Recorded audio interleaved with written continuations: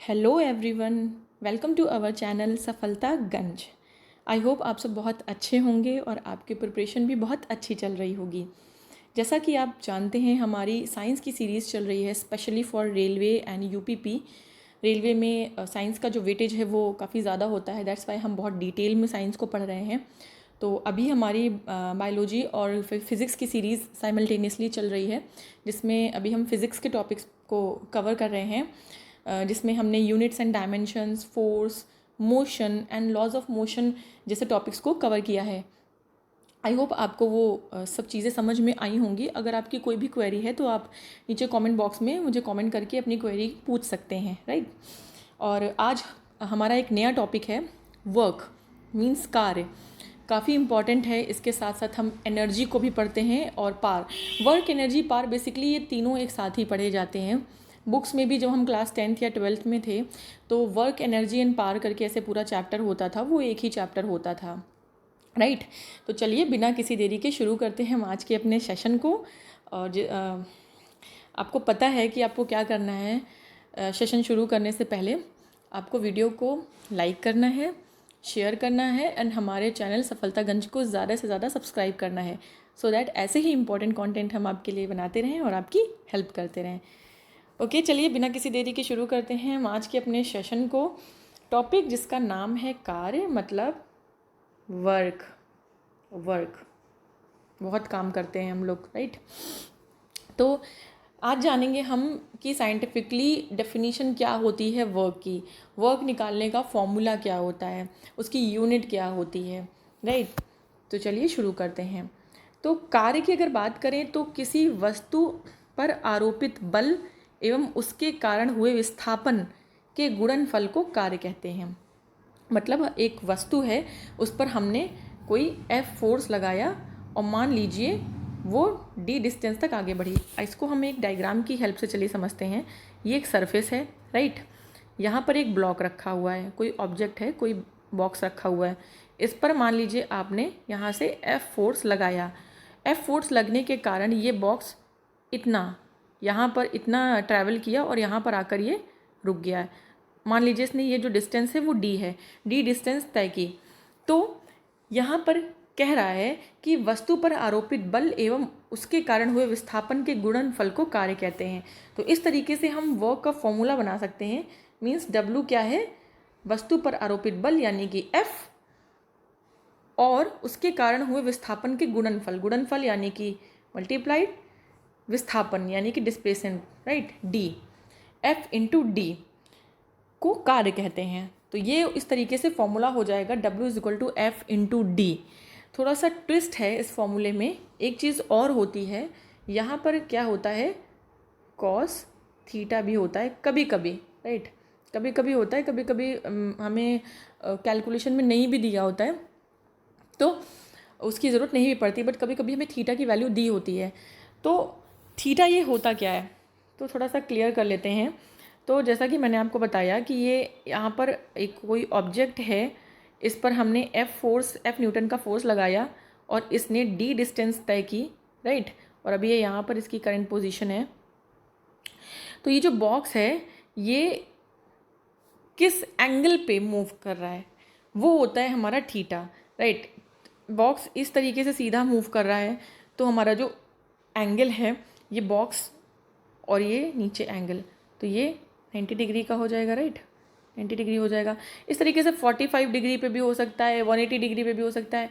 Angle आपको दिया भी हो सकता है या एंगल आपको निकालना भी हो सकता है। सपोज दैट आपको कोई क्वेश्चन दिया हुआ है कि एक ऑब्जेक्ट है, उस पर हमने फोर्स लगाया और वो जो ऑब्जेक्ट है वो इतना मीटर डिस्प्लेस हुआ, तो बताइए कि और वर्क डन भी दिया हुआ है, हमें वर्क डन भी दिया है कि वर्क W की वैल्यू भी दी है, हमें W की वैल्यू भी दी है F into D cos theta. हमें W की वैल्यू भी दी है, हमें F की वैल्यू भी दी है, हमें इवन D की वैल्यू भी दी है। तो तीनों को हम जब रख देंगे तो क्या निकलेगा, कॉस थीटा की वैल्यू हम निकाल सकते हैं, राइट। तो इस तरीके से कभी कभी कॉस थीटा निकालने को भी आ जाता है। तो थीटा क्या है, वो एंगल है जिस पर वो ऑब्जेक्ट मूव करता है। राइट। तो आई होप आपको ये समझ में आ गया होगा कि वर्क डन क्या होता है और वर्क डन का फॉर्मूला क्या होता है, एफ क्या होता है, डी क्या होता है एंड कॉस थीटा क्या होता है और कैसे इसकी वैल्यू निकालते हैं। जब मैं आपको आगे न्यूमेरिकल सॉल्व करवाऊँगी तब आप इसको और अच्छे से समझ पाएंगे। चलिए आगे मूव करते हैं। नेक्स्ट पॉइंट हमारा ये पॉइंट हो गया था। नेक्स्ट पॉइंट है हमारा कार्य एक अदिश राशि है। मीन्स जो वर्क है, वर्क डन है, वो एक क्या है, स्केलर क्वांटिटी है, एक अदिश राशि है। मतलब इसमें केवल मैग्नीट्यूड होता है। वर्क का हम केवल मैग्नीट्यूड निकाल सकते हैं, इसमें कोई डायरेक्शन नहीं होती है। नेक्स्ट पॉइंट है हमारा कार्य धनात्मक, ऋणात्मक या शून्य हो सकता है। Means work done can be positive, negative और zero. It can be negative, positive और ज़ीरो, तीनों ही हो सकता है। नेक्स्ट है हमारा कार्य का मात्रक। यूनिट की बात करें, बहुत अच्छे से मैंने आपको यूनिट एंड डायमेंशंस का टॉपिक कवर करवाया है। अगर आपको कोई भी डाउट है तो आप मेरे प्रीवियस वीडियोस को चेकआउट करें, वहाँ से आपको यूनिट एंड डायमेंशंस का जो कॉन्सेप्ट है वो बहुत ही अच्छे से समझ में आ जाएगा, राइट। तो कार्य का मात्रक एसआई की बात करेंगे और हम सीजीएस, एसआई मीन्स वही एमकेएस वाली बात करेंगे। तो एसआई यूनिट में जो यूनिट है जो वर्क डन की, वो है हमारी joule, right. Joule, JO joule है। और जो सीजीएस में, मतलब इसका जो छोटा रूप होता है, जो सीजीएस में इसकी यूनिट है वो अर्ग है, ERG, अर्ग, राइट। जूल और अर्ग दो यूनिट है। एसआई यूनिट याद रखिएगा कि जूल है और सीजीएस यूनिट याद रखिएगा कि अर्ग है, राइट। चलिए मूव करते हैं आगे।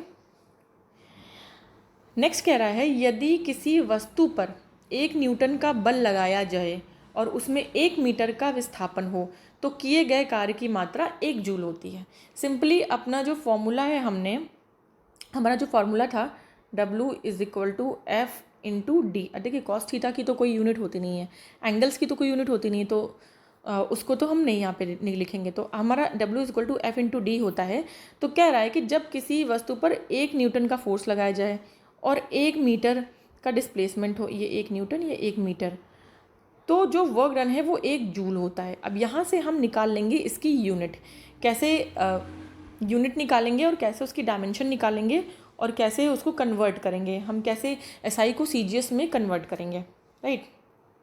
तो यहाँ से हम इस तरीके से देखेंगे। 1 जूल यानी कि हमने वर्क W = F × D है।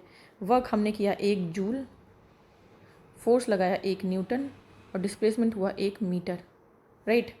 तो 1 जूल बराबर, अब न्यूटन को हम कन्वर्ट करेंगे किलोग्राम और मीटर सेकेंड, इस तरीके से एमकेएस में कन्वर्ट करेंगे। तो हमको पता है कि फोर्स की यूनिट क्या होती है, किलोग्राम।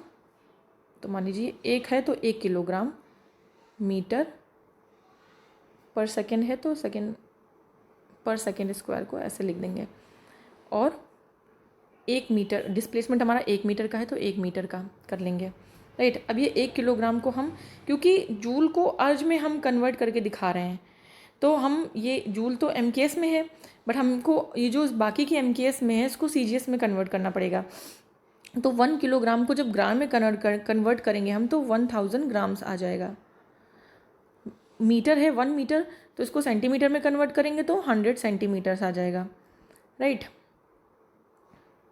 सेकेंड स्क्वायर को ऐसे ही लिख देंगे भी हम, और 1 मीटर जो ये डिस्प्लेसमेंट है इसको भी 100 सेंटीमीटर लिख देंगे। अब यहाँ पे आप काउंट करेंगे जितने भी ज़ीरोज़ हैं, तो 1 2 3 4 5 6 7 ज़ीरोज़ हमें यहाँ पे मिल रहे हैं। तो इस तरीके से 1 जूल = 10 टू द पावर, जितने ज़ीरो होंगे उतनी पावर लगा देंगे, 10 टू द पावर 7 अर्ज। या कह सकते हैं अर्ज को पहले हम अगर इस तरीके से लिखें, 1 joule = 10 to the power 7, kilogram था ये ग्राम में चेंज हो गया तो हो गया ग्राम, मीटर था सेंटीमीटर में चेंज हो गया तो सेंटीमीटर स्क्वायर, क्योंकि एक सेंटीमीटर यहाँ, 1 मीटर यहाँ है, 1 मीटर यहाँ है, तो मीटर स्क्वायर, और जो मीटर स्क्वायर सेंटीमीटर में चेंज होगा तो सेंटीमीटर स्क्वायर, और पर सेकेंड स्क्वायर तो है ही यहाँ पर, राइट। तो इस तरीके से ये जूल की जो अर्ज है, अर्ज को हम ग्राम सेंटीमीटर सीजीएस में हम इस तरीके से लिख सकते हैं, ग्राम 10⁻⁷ ग्राम सेंटीमीटर स्क्वायर अपॉन पर सेकेंड स्क्वायर, राइट। तो यही है हमारा 10⁻⁷, ये जो यूनिट है ग्राम सेंटीमीटर स्क्वायर पर सेकेंड स्क्वायर, यही अर्ज है हमारी। तो 1 जूल इज इक्वल टू 10⁻⁷ अर्ज। 1 जूल इज इक्वल टू 10⁻⁷ अर्ज। यही आपको यहाँ पे पूरा डेराइव करके दिखाया है अच्छे से साफ़ सुथरी राइटिंग में।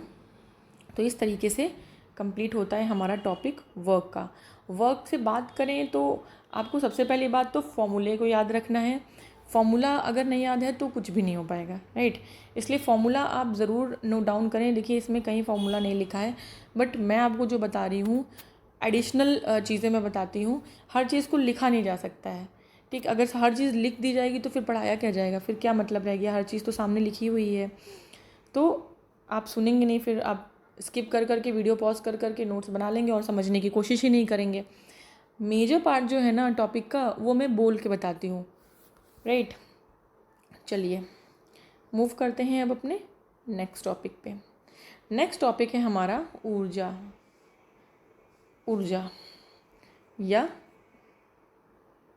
एनर्जी चाहिए होती है हर काम के लिए। तो चलिए अब पढ़ेंगे हम ऊर्जा या एनर्जी के बारे में। तो एनर्जी क्या होती है? किसी वस्तु में कार्य करने की जो क्षमता होती है उसे हम ऊर्जा बोलते हैं। किसी वस्तु में जो कार्य करने की क्षमता, राइट, जो कार्य करने की क्षमता होती है उसे ऊर्जा कहते हैं। ऊर्जा एक अदिश राशि है जिसके मात्रक कार्य के मात्रक के समान ही होते हैं। ऊर्जा जो एनर्जी है वो भी एक अदिश राशि यानी कि एक स्केलर क्वांटिटी है। इसमें भी केवल मैग्नीट्यूड होता है, there is no direction in energy. Next है हमारा, यदि किसी वस्तु पर कार्य किया जाता है तो उसकी ऊर्जा में कमी आती है। किसी वस्तु द्वारा कार्य किया जाता है, जैसे हम ही हैं, अपना एग्जांपल ले लें ह्यूमन बीइंग का। अगर हम कोई काम करते हैं तो हमारी एनर्जी में ऑब्वियस सी बात है कमी आएगी ना, क्योंकि किसी भी काम को करने में हमें एनर्जी की ज़रूरत होती है। बट अगर किसी वस्तु पर कार्य किया जाता है तो उसकी एनर्जी इंक्रीज़ होती है। और अगर हम अपने ऊपर काम करें मतलब हम अच्छे से खा रहे हैं, एक्सरसाइज कर रहे हैं, अपने ऊपर काम कर रहे हैं, तो उसकी हमारी एनर्जी क्या होगी, ऑब्वियस सी बात है इंक्रीज़ होगी। तो यहाँ से ये पॉइंट क्लियर होता है। नेक्स्ट, कैलोरी ऊर्जा का एक बड़ा मात्रक है। बड़ा मात्रक मतलब एसआई यूनिट है। इंटरनेशनल सिस्टम ऑफ यूनिट में, एसआई सिस्टम में कैलोरी जो है वो ऊर्जा का एक बहुत बड़ा मात्रक है। एक कैलोरी बराबर 4.18 जूल। एक कैलोरी जो होती है वो 4.18 जूल के बराबर होती है और एक कैलोरी बराबर 1 किलो कैलोरी के होती है, राइट।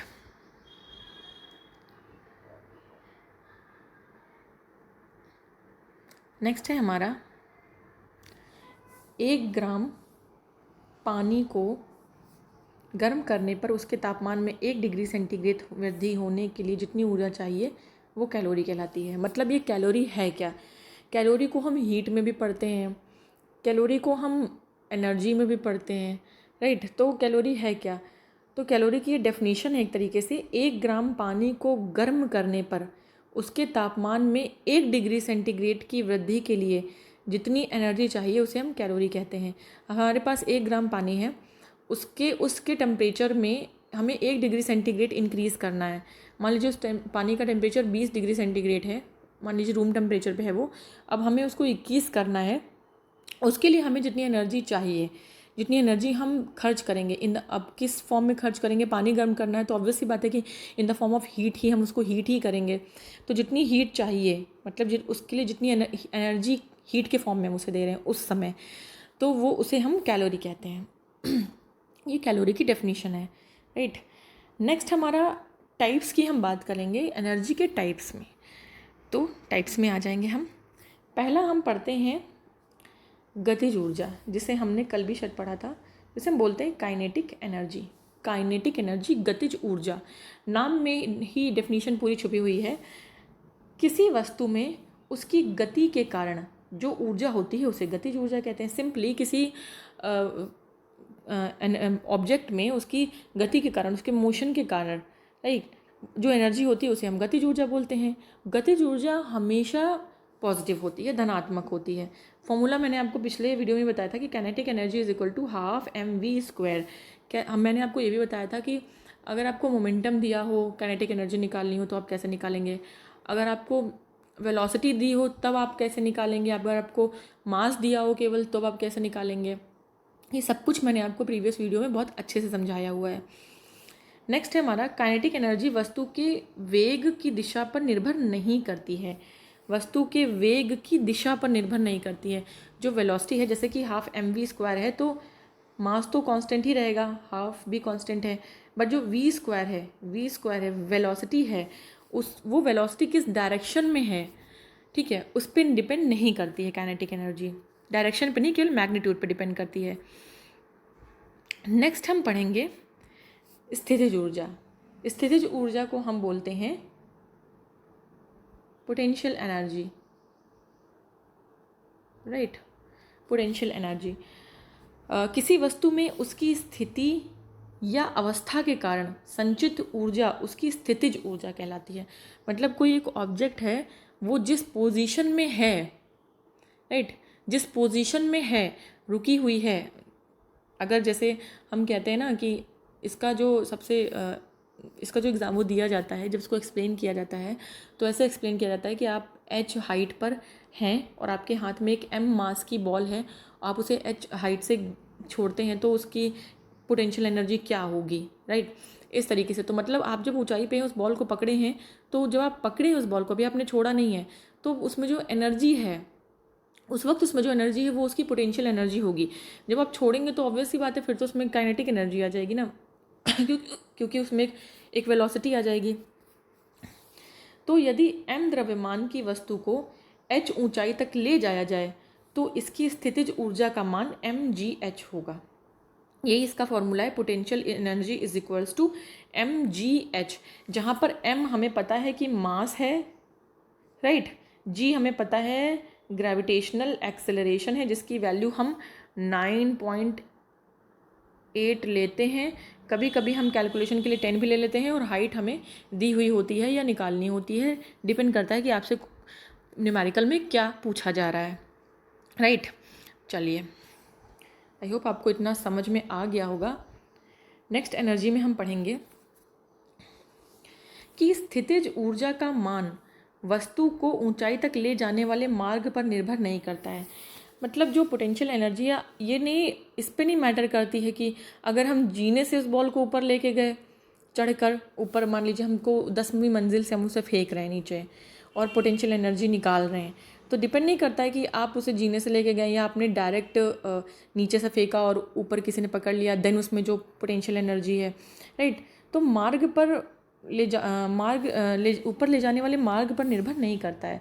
गतिज और स्थितिज ऊर्जा के योग को यांत्रिक ऊर्जा कहते हैं। वेरी वेरी इंपॉर्टेंट, जो हमारी मैकेनिकल एनर्जी होती है, यांत्रिक ऊर्जा, it is equals to kinetic energy plus potential energy, right. बहुत ही इंपॉर्टेंट है, नोट कर लीजिएगा कि यांत्रिक ऊर्जा जो है, यानी mechanical energy is equals to kinetic energy plus potential energy. Next जो हम टाइप पढ़ेंगे वो पढ़ेंगे विद्युत ऊर्जा, यानी कि इलेक्ट्रिकल एनर्जी। मैंने आपको पिछली बार ही बताया था कि इलेक्ट्रिसिटी का जब भी कहीं कॉन्सेप्ट आएगा ना, इलेक्ट्रिसिटी जनरेट होती है ड्यू टू चार्ज, उसमें भी स्पेशली इलेक्ट्रॉन्स की वजह से, राइट। तो आवेशित कणों से उत्पन्न ऊर्जा को विद्युत ऊर्जा कहते हैं। आवेशित, मैंने आपको बताया था कि आवेश क्या होता है, आवेश होता है charge. Charge can be positive as well as negative also, positive भी हो सकता है और नेगेटिव भी हो सकता है। तो पॉजिटिव या नेगेटिव चार्ज की वजह से जो एनर्जी क्रिएट होती है, जो उसे हम इलेक्ट्रिकल एनर्जी या विद्युत ऊर्जा कहते हैं। नेक्स्ट है हमारा नाभिकीय ऊर्जा। नाभिकीय ऊर्जा मतलब न्यूक्लियर एनर्जी, न्यूक्लियर एनर्जी होता है इसका मतलब, इंग्लिश में से न्यूक्लियर एनर्जी बोलते हैं। नाभिकीय विखंडन और संलयन से उत्पन्न ऊर्जा को नाभिकीय ऊर्जा कहते हैं। विखंडन और संलयन, आप समझेंगे कि विखंडन और संलयन क्या होता है। ये एक पार्टिकल है, ये इसका न्यूक्लियस है। जब ये न्यूक्लियस ब्रेक होगा, जब टूटेगा, तो इसको हम नाभिकीय विखंडन बोलते हैं, राइट। और जब दो पार्टिकल्स के जो न्यूक्लियस हैं वो आपस में कोलिजन करेंगे, ठीक है। संलयन को कोलिजन बोलते हैं। कोलिजन करेंगे, सॉरी कोलिजन तो हम किसको बोलते हैं, जब दो चीज़ें आपस में टकराती हैं तो उसे कोलिजन बोलते हैं। तो आपस में ये दो पास में आए एटम्स और इनके जो न्यूक्लियस हैं वो आपस में एक दूसरे से मिल गए और एक न्यूक्लियस बना लिया, इसको हम संलयन बोलते हैं। तो जब एक न्यूक्लियस दो पार्ट में टूटता है या जब दो अलग अलग एटम्स के न्यूक्लियस आपस में जुड़ जाते हैं तो उससे जो एनर्जी प्रोड्यूस होती है उसे हम नाभिकीय ऊर्जा या न्यूक्लियर एनर्जी बोलते हैं, राइट। अच्छे से जो आपको न्यूक्लियर फ्यूज़न का जो कॉन्सेप्ट है, संलयन और विखंडन का, और जो न्यूक्लियर एनर्जी इसका कॉन्सेप्ट केमिस्ट्री में जब हम पढ़ेंगे तो उस रेडियो एक्टिव एलिमेंट्स उसमें मैं आपको बहुत अच्छे से इसको समझाऊंगी, राइट। नेक्स्ट है हमारा ऊर्जा संरक्षण का नियम, वेरी वेरी इम्पॉर्टेंट।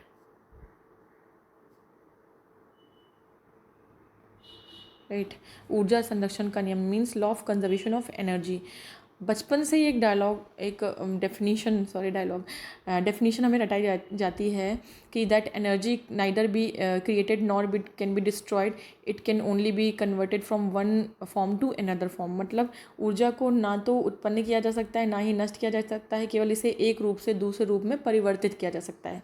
और यही नोट कर लीजिएगा, ये फर्स्ट लॉ है किसका, थर्मोडायनेमिक्स का।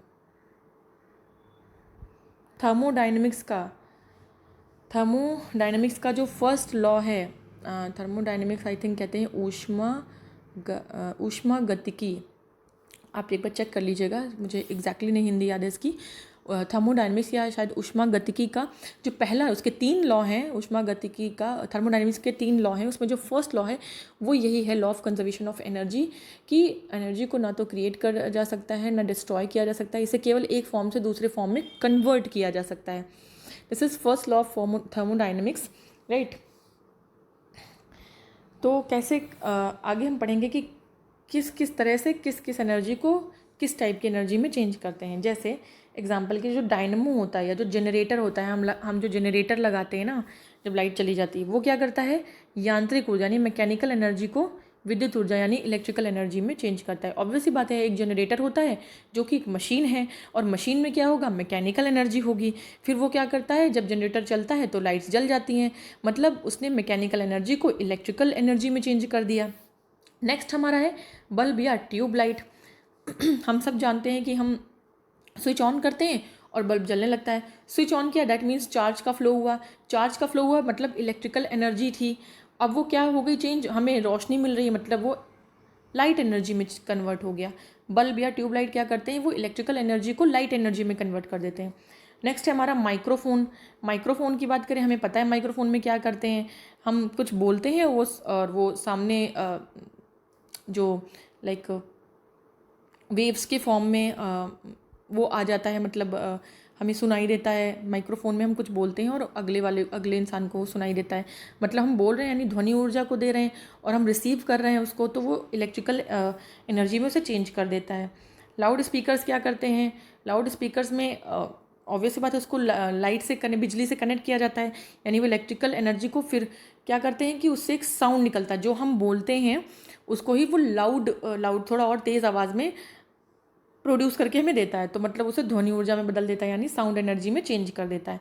चारों एग्जाम्पल बहुत इंपॉर्टेंट है। कभी कभी ऐसे पूछ लेगा कि डैश का काम यांत्रिक ऊर्जा को विद्युत ऊर्जा में बदलना है और 4 ऑप्शन दे देगा, या बोलेगा माइक्रोफोन का कार्य है, ऐसे करके 4 ऑप्शन दे देगा, विद्युत ऊर्जा को ध्वनि ऊर्जा में, ध्वनि ऊर्जा को विद्युत ऊर्जा में, ऐसे करके आपको क्वेश्चन दे देगा। और आता है, ये क्वेश्चन लिटरली आता है, एग्जाम्पल से बहुत सारे क्वेश्चंस आते हैं।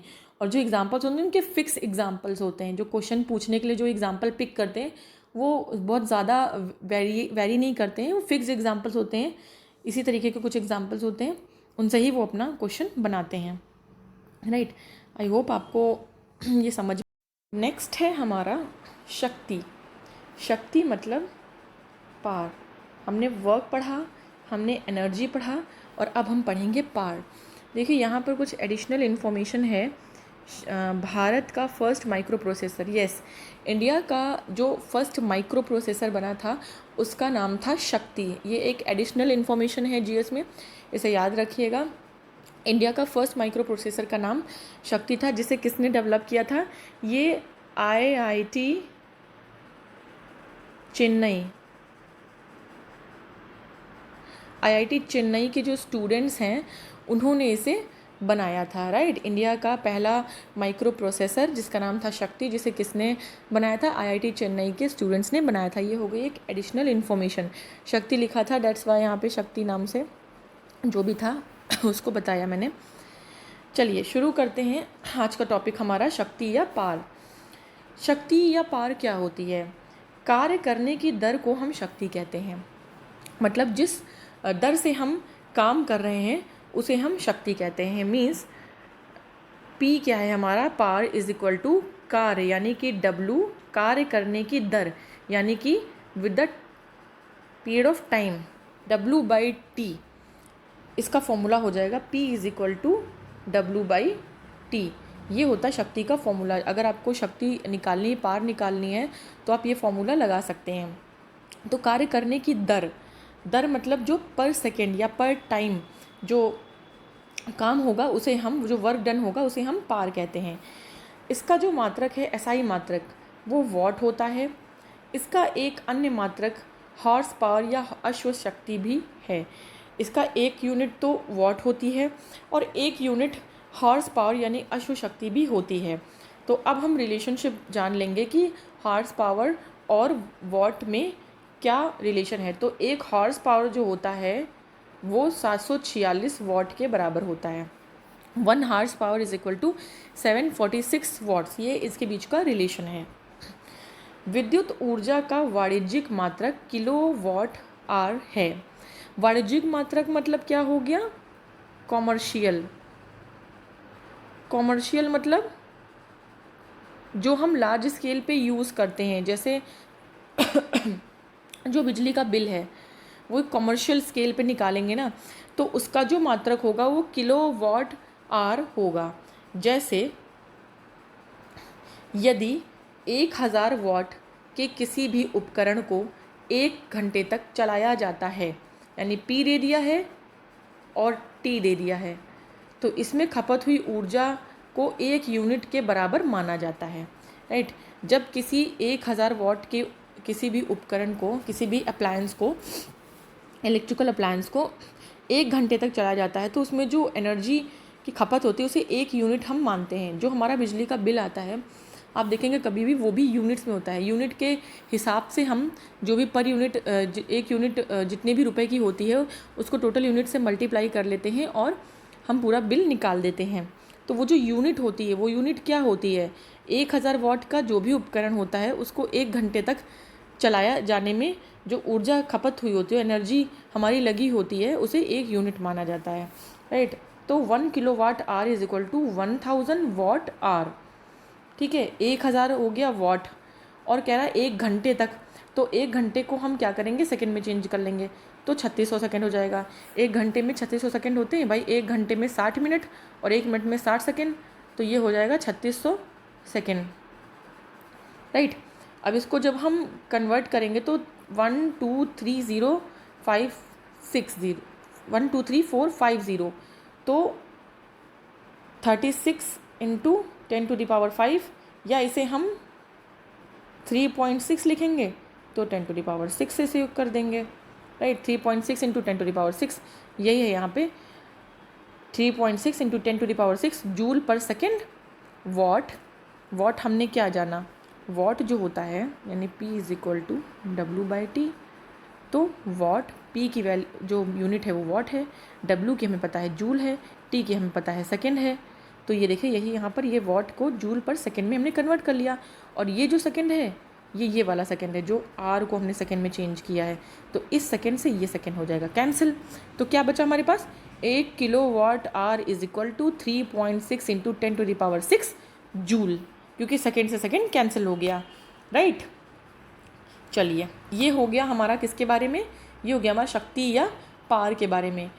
वर्क एनर्जी, पावर, तीनों के ही फॉर्मूले आप ज़रूर अच्छे से याद कर लीजिएगा, क्योंकि कई बार क्या होता है डायरेक्टली क्वेश्चन नहीं इससे पूछता है कि आपको लाइक डब्ल्यू दे दिया और टी दे दिया, बताइए पी की वैल्यू क्या होगी, ऐसे कभी कभी डायरेक्टली नहीं पूछता है। वो क्या करता है कि आपको 2-3 क्वेश्चन एक साथ मिला देगा। पहले आपको डब्ल्यू की वैल्यू निकालनी होगी, फिर उसके बाद आपको पुट करके हो सकता है एफ़ की वैल्यू निकालनी पड़ जाए, तो इसलिए हमें फॉर्मूले ज़रूर याद होने चाहिए, राइट। नेक्स्ट हम पढ़ेंगे प्रेशर। प्रेशर मतलब दाब, बहुत ही इम्पोर्टेंट। किसी भी सतह के एकांक क्षेत्रफल पर लगने वाला बल दाब कहलाता है। बिल्कुल, कोई भी जो सतह है, जो भी सरफेस है, यानी जो प्रेशर है P इज इक्वल्स टू कोई भी सतह है, क्षेत्रफल है, उसके एकांक क्षेत्रफल पर लगने वाला बल, मतलब जो F लग रहा है किस पर, एकांक क्षेत्रफल यानी एरिया पे जो फोर्स लग रहा है उसे हम प्रेशर कहते हैं। यही हो गया प्रेशर का formula, P is equal to F upon A, जहाँ पर P क्या है, P है प्रेशर, F है हमारा क्या, बल, फोर्स, और A है हमारा क्या, ये क्षेत्रफल, राइट। तो इस तरीके से ये फॉर्मूला हो गया प्रेशर का, P is equal to F upon A। आगे बढ़ेंगे। दाब का मापन बैरोमीटर द्वारा किया जाता है। Very very important, very very important. आपको ऐसे दे देगा क्वेश्चन, बैरोमीटर का उपयोग किया जाता है, आपको दे देगा एनर्जी नापने के लिए, वर्क डन नापने के लिए, प्रेशर या दाब नापने के लिए, या दूध की शुद्धता नापने के लिए। तो बैरोमीटर आप ध्यान रखेंगे किसके लिए यूज़ होता है, दाब को नापने के लिए। यह एक अदिश राशि है, मतलब इसमें केवल मैग्नीट्यूड होता है, डायरेक्शन नहीं होती है, केवल परिमाण होता है, दिशा नहीं होती है, जिसका एसआई मात्रक पास्कल या न्यूटन पर मीटर स्क्वायर होता है। Very very important. दाब का एसआई मात्रक क्या होता है, पास्कल होता है। एनर्जी का क्या होता है, जूल होता है। पावर का क्या होता है, वॉट होता है। ये सब चीज़ें आप ध्यान रखिए कि क्या एसआई मात्रक हैं, उनको जब हम एमकेएस में चेंज करेंगे तो क्या आएगा, सीजीएस में चेंज करेंगे तो क्या आएगा, उसके बाद उसका डायमेंशन फॉर्मूला क्या बनेगा, ये सब निकालना मैंने आपको सिखाया है। तो आप जितने भी टॉपिक आते जाएं, जैसे दाब आया, एनर्जी आई, वर्क आया, प्रेशर पावर आया, तो अब आप सीखिए कि उसमें डायमेंशनल फार्मूला कैसे निकाला गया है। अगर नहीं आ रहा है तो आप मुझे कमेंट बॉक्स में कमेंट करके बताइए कि इसका मैम कैसे होगा, या निकाल कर बता दीजिए तो मैं आपको बताऊंगी। अब मैं अगर हर टॉपिक में ऐसे डायमेंशनल फार्मूला निकालने लगूंगी तो फिर वो काफ़ी लेंदी वीडियो हो जाएगा ना। तो आप भी थोड़ी मेहनत करिए जैसे मैं कर रही हूँ। तो जो एसआई यूनिट है वो पास्कल होती है, दाब की एसआई यूनिट पास्कल होती है, या अगर एमकेएस में लिखेंगे तो न्यूटन पर मीटर स्क्वायर होती है। अब हम जानेंगे वायुमंडलीय दाब या एटमॉस्फेरिक प्रेशर, इसको हम बोलते हैं, शॉर्ट फॉर्म में ऐसे लिखते हैं, एटमॉस्फेरिक प्रेशर। एटमॉस्फेरिक प्रेशर क्या होता है, वायुमंडलीय दाब क्या होता है, तो वायु में उपस्थित धूल, गैस व वाष्प के कणों द्वारा जो वस्तु पर बल लगाया जाता है उसे वायुमंडलीय दाब कहते हैं। अब आप जानते हैं जो एयर होती है, air is the mixture of various gases. Air mixture है कई सारी गैसेस का, प्लस उसमें डस्ट पार्टिकल्स भी होते हैं, ठीक है, धूल यानी डस्ट पार्टिकल, गैसेस तो पता ही है, और हमारे पास वाष्प यानी कि वाटर वेपर्स भी होती हैं, ठीक है। अब ये इतनी सारी चीज़ें हैं तो इनका भी कुछ एक मास होगा, राइट। अब जो मास होगा तो वो फोर्स लगाएगा, तो जब वो उसका जो मास होता है वो जो फोर्स लगाता है उसे हम वायुमंडलीय दाब कहते हैं। जो प्रेशर जनरेट करता है, नहीं, जो प्रेशर जनरेट करता है ये धूल, गैस और वाष्प के कण, उसे हम वायुमंडलीय दाब कहते हैं। वायुमंडलीय दाब का एसआई मात्रक क्या होता है, बार होता है। वेरी वेरी इंपॉर्टेंट, बार होता है। आज हमने 4 एसआई मात्रक सीखे, यस 4 या 5 एसआई मात्रक सीखे हमने। वर्क का सीखा, जूल होता है। हमने एनर्जी का सीखा, जूल होता है। हमने पावर का सीखा, वॉट होता है।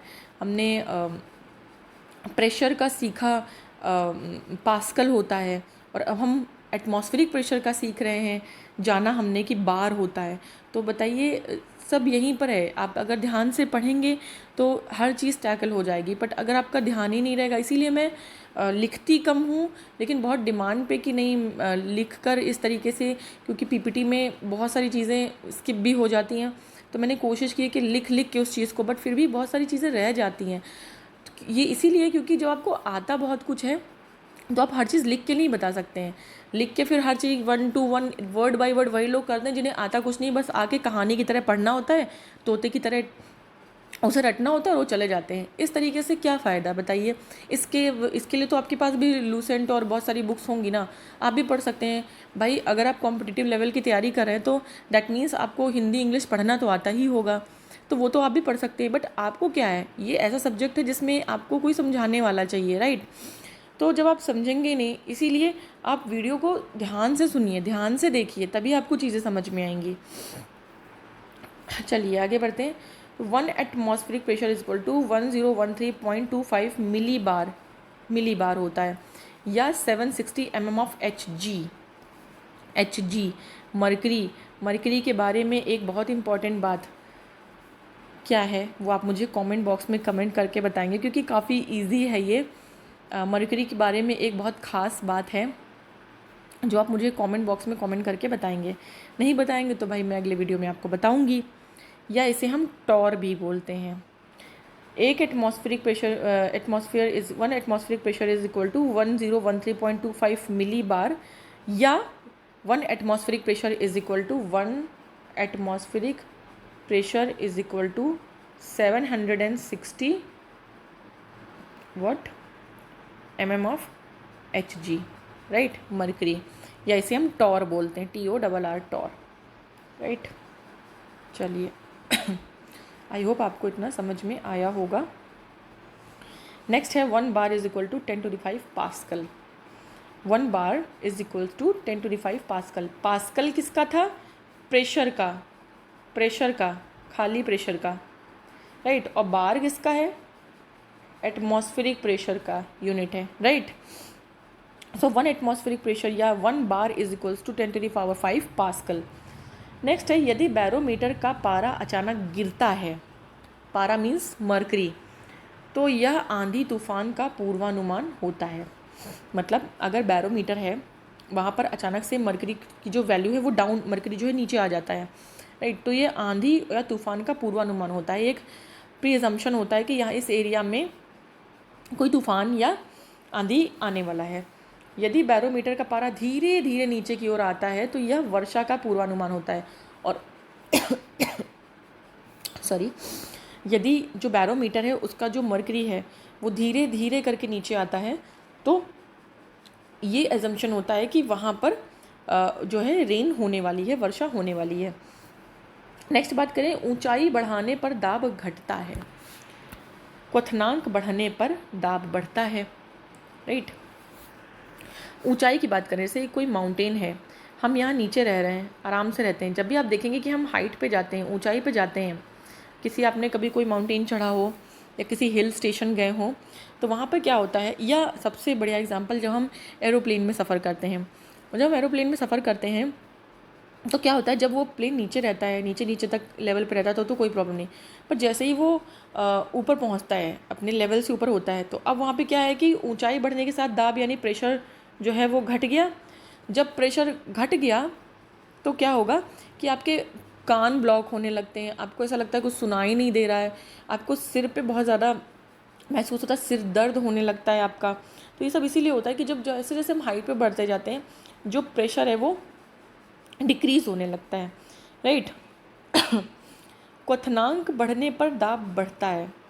क्वथनांक आई थिंक फ्रीजिंग पॉइंट होता है, गलनांक क्वथनांक, आई थिंक गलनांक क्वथनांक। तो जो क्वथनांक होता है आपका यस बॉइलिंग पॉइंट होता है।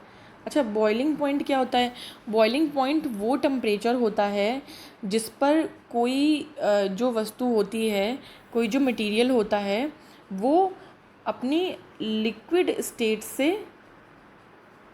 वेपर स्टेट में चेंज होता है। मतलब जो आपका एक सेकेंड बॉइलिंग पॉइंट होता है वो ऐसा टेम्परेचर होता है जिस पर कोई भी लिक्विड जो है वो किस में, वेपर में चेंज हो जाता है। सॉलिड, लिक्विड या गैस कह सकते हैं। लिक्विड स्टेट में कोई चीज़ जब गैस स्टेट में कन्वर्ट हो जाती है उसे हम उसका क्या कहते हैं, उस टेम्परेचर को हम बॉइलिंग पॉइंट कहते हैं। जैसे वाटर का जो बॉइलिंग पॉइंट होता है, वाटर का बॉइलिंग पॉइंट वो क्या होता है, 100 डिग्री सेंटीग्रेड। मतलब 100 डिग्री सेंटीग्रेड पे जो वाटर लिक्विड है वो वेपर में कन्वर्ट होने लगता है, मतलब बॉयल होने लगता है, तो वो क्या होता है, वेपर में कन्वर्ट होने लगता है, यानी गैसेस फॉर्म में कन्वर्ट होने लगता है। तो जब बॉइलिंग पॉइंट बढ़ता है तो भी प्रेशर बढ़ता है, ये आप याद रखिएगा। नेक्स्ट है हमारा, जिन वस्तुओं को गर्म करने पर आयतन बढ़ता है उनका दाब गलनांक के साथ बढ़ता है। जिन वस्तुओं को गर्म करने पर आयतन बढ़ता है, जैसे कि आपका वैक्स है, मोमबत्ती आपने कोई ले ली है, मोमबत्ती है राइट, इसको आप गला रहे हो, तो ये जब गल के लिक्विड बन जाएगी तो ऑब्वियस सी बात है इसका वॉल्यूम बढ़ जाएगा, उनका दाब गलनांक के साथ बढ़ता है। तो ऐसी जो वस्तुएं हैं उनका जो प्रेशर है, गलनांक यानी कि जो फ्रीजिंग पॉइंट है, फ्रीजिंग पॉइंट के साथ बढ़ता है इनका प्रेशर। जैसे जैसे इनको फ्रीज़ करेंगे आप, वैसे वैसे इनका प्रेशर बढ़ता जाएगा राइट। जैसे घी हो गया, मोम हो गया। नेक्स्ट है, जिन पदार्थों का आयतन गर्म करने के साथ कम होता है, इसका जस्ट उल्टा, गर्म करने से कम होता है। जैसे बर्फ़ है, बर्फ़ का जो वॉल्यूम है राइट, वो गर्म करने से कम होता है, तो उसका दाब गलनांक बढ़ने के साथ घटता है। जो ऊपर वाला सेंटेंस है उसका जस्ट ये ऑपोजिट है। ऊपर वाले सेंटेंस में क्या था, जिन वस्तुओं को गर्म करने पर आयतन बढ़ता है तो उनका दाब गलनांक के साथ बढ़ता है। जिन वस्तुओं का आयतन गर्म करने पर कम होता है उनका दाब गलनांक बढ़ने के साथ घटता है। इसे आप समझ लीजिए और इसे आप एकदम दिमाग में बिठा लीजिए, क्योंकि एक स्टेटमेंट के फॉर्म में ये क्वेश्चन की तरह पूछा जा सकता है राइट। तो ये हमारा था आपका जो टॉपिक थे, work, energy, power and pressure. आज हमने 4 टॉपिक्स को कवर किया है आपके एग्ज़ाम पॉइंट ऑफ व्यू से, और आई होप आपको सब चीज़ें अच्छे से समझ में आई होंगी। अगर कुछ भी आपको नहीं समझ में आया तो आप कमेंट बॉक्स में मुझे कमेंट करके पूछ सकते हैं, या अपनी कोई भी क्वेरी को कमेंट बॉक्स में कमेंट करके पूछ सकते हैं। और आज के लिए इतना ही, और प्लीज़ हमारे चैनल सफलतागंज को ज़्यादा से ज़्यादा सब्सक्राइब करें, हमारे वीडियोज़ को ज़्यादा से ज़्यादा शेयर करें एंड लाइक करें, सो दैट ऐसे ही इंपॉर्टेंट कंटेंट हम बनाते रहें और आपकी हेल्प करते रहें। चलिए आज के लिए इतना ही, तब तक के लिए गुड बाय।